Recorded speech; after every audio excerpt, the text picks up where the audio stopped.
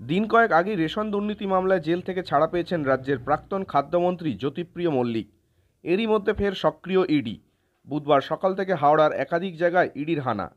বুধবার সকালে শ্যামপুরের শশাটির চাল ব্যবসায়ী পার্থেন্দু জানার বাড়িতে হানা দেয় ইডির 7-8 জনের একটি টিম।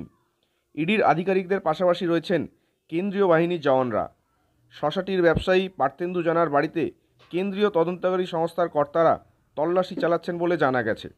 শ্যামপুরের পাশাপাশি জগৎবল্লভপুরের দক্ষিণ সন্তোষপুরের বাসিন্দা কৃষ্ণপদ মালের বাড়ি ও চালের গোডাউনেও হানা দেয় ইডির আরেকটি দল।